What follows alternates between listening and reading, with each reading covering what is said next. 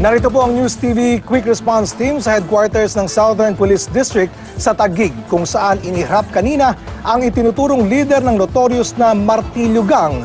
Taong 2011 hanggang 2014 daw tumagal ang operasyon ng grupo na pagnanakaw sa mga jewelry shop sa ilang mall. Ang suspect natunton sa Las Piñas, kung saan may sinisingil umano siyang binibentahan niya ng droga. Lumalabas nga na matapos ang pagnanakaw ng mga alahas sa ilang mall, pagbebenta naman ng droga ang pinasok ng Martilyo Gang. Pasado alas 5 ng hapon nitong Martes, nang arestuhin ang suspect na si Sulaiman Dimapuro alias Jomar. Ayon sa Las Piñas Police, isang tip ang kanilang natanggap tungkol sa suspect na nasa barangay Kaa sa Las Piñas at hinahanap ang isang alias Bobby na hindi raw nakapag-remit ng kita sa droga. Agad rumesponde ang mga pulis at dinakip si Dimapuro na namuno umano sa mga seri ng pagnanakaw sa ilang shopping mall mula noong 2011. Martilyo Gang itinuturong na sa likod ng pagnanakaw sa ilang mall noong 2011 to 2014. January 26, 2013 sa Mandaluyong, kabilang sa mga kinasangkutan umano ng Martilyo Gang ang pagnanakaw sa SM Mega Mall noong nasabing buwan ng 2013. Pawang mga alahas ang pakay ng mga suspect sa loob ng mall. Disyembre naman noong taong yon, sinalakay ng grupo ang isang jewelry store sa SM North sa EDSA, Quezon City. February 2014, pinasok din ng hinahinalang Martilyo Gang ang isang jewelry shop sa Farmers Plaza sa Cubao. Nakabarilan pa ng mga salarin ang mga security guard bago tuluyang nakatakas. Ang kanilang umunong pinakahuling pagsalakay nangyari noong March 30, 2014 sa SM Mall of Asia. Tumagal lang ng 20 segundo ang pag-atake kung saan natangay nila ang ilang mamamahaling alahas. Habang papatakas, nakabarilan pa ng mga suspect ang ilang policewomen na nakaposte sa naturang mall. Ayon sa mga pulis, tinatayang milyong-milyong piso ang natangay ng grupo sa kanilang mga operasyon. Modus daw ng grupo na ni Dimapuro na pumasok sa mga target na mall at doon bibili ng mga martilyo at ibang gagamitin nila sa pagnanakaw. Kasunod ng pagnanakaw, pinasok na raw ng ni Dimapuro ang pagtutulak ng droga. Tumanggi magbigay ng pahayag ang suspect.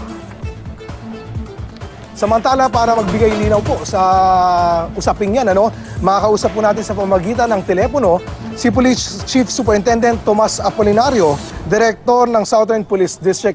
Magandang hapon, sir. Oscar, magandang hapon sa iyo at saka sa mga tagapakinig niyo. Sir, para maliwanagan lalo yung mga manonood po natin, paano ba na-aresto itong sinasabing pinaka-pinuno ng Martilyo Gang? From the start, mula nung nangyari mga incidents of mall robbery, jewelry shop robbery, talagang meron ng tracker teams dito composed of sa mga Southern Police District and other districts, the NCRPO, the Special Action Force, even the intelligence group. Talagang may tracker team na nagpo-monitor kung ang whereabouts itong mga nila. Ngayon, in one incident, biglang nagkaroon, hold on.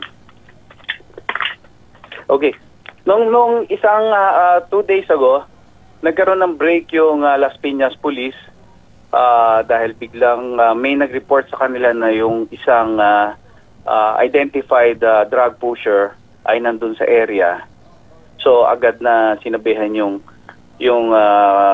quick reaction team ng Las Piñas City Police Station at yun nga agad-agarang nagresponde at nahuli nila yung tao.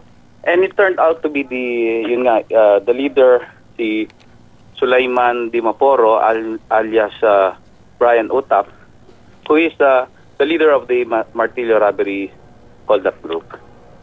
So doon ang circumstances kung paano siya initially nahuli. Sir, nabanggit natin medyo matagal na rin tinatrack down itong grupo matapos yung kanilang huling operasyon noong 2014, ngayon lang siya naaresto. Sir, bakit po kaya ngayon lang siya naaresto? Well, ang huling incident kasi ng mall hold-up nila was nung March 30, 2014, as what you said a while ago, dito sa Shoemart Mall of Asia. Ngayon, during that time, Meron nga na nagkaroon ng firefight with the Pasay Police at may nahuling dalawa sa kanilang member. Yung isa ay yung pinaka-leader, actually itong nahuli si Sulaiman Dimopor ay tinamaan at nasugatan dun sa insidente na yon. Ngayon nalaman nila na siyempre medyo nakilala na sila, kaya they chose to lie low in their activity, jewelry hold-up activity. So nagpunta sila sa probinsya, specifically sa Cavite. Kaya medyo na-lost track ng konti yung location nila. Although paminsan-minsan may nagre-report sa tracker teams na yun nga, from jewelry hold-up, nag-switch sila into drug pushing. So hindi lang ma-pinpoint yung accurate na lugar nila sa Cavite, pero hindi nawalan ng hindi naglaylo ang pulis para i-track down sila aggressively. Yun nga, nagkaroon ng magandang chance at immediately nakilala kagad kung sino siya at nag-follow up after a few hours ay yung sa follow-up ay nahuli rin yung asawa niya na meron ding warrant of arrest for violation of 9165 for illegal drugs. General, I understand, hindi si Dimapuro ang kauna-unahang miyembro ng Martilyo Gang na naaresto, no, sir? So far sa ngayon, ilan na ba, sir, yung naaresto at ilan pa yung pinaghahanap na mga miyembro ng Martilyo Gang? Yes, ang naaresto na ay nasa mga 7 na. 7 na ang naaresto sa kanila. Meron na yatang namatay, hindi ko lang alam kung, pero 7 ang na-neutralize. Hindi ko lang alam kung ilan ang napatay na dito.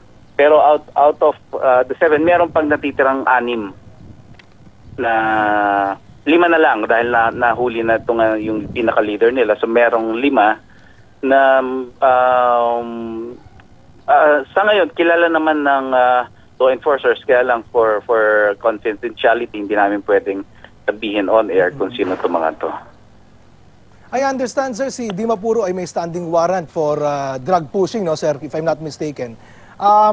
Yung kaugnay po dun sa pagiging leader ng Martilyo Gang, meron ba isasampang kaso sa kanya, kaugnay nito?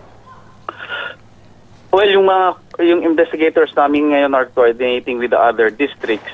Kasi yung sinabi mo kanina, SM Mega Mall, naging biktima rin nila. So that is sa Eastern Police District. At kausap na namin kanina yung dating Chief of Police. Sabi niya meron din silang pinailan na kaso. So tinitignan nila ngayon yung case folders kung nandun na rin yung warrant of arrest. And we have already coordinated with the Quezon City Police kasi nga naging biktima rin nila yung SM North EDSA. At the same time, itong Farmers Plaza sa Cubao, meron din isang jewelry shop dyan na naging biktima rin nila at nakakuha nga ng around 2 million. And so with the Manila Police District, kasi yung Manila Jewelry Shop noong October 6 along Claro M. Recto was also victimized by this group. So, iniipon-ipon namin yung holdings kung saan na ang merong warrant of arrest. We are also coordinating with the security of Shumart kasi kung merong incident na hindi na-file ng kaso, then this is the time na dapat mag-file sila ng kaso against this group. Okay, maraming salamat po sa inyong panahon, General. Yan po si Police Chief Superintendent Tomas Apolinario, ang hepe po ng Southern Police District. Thank you din, Oscar. Okay.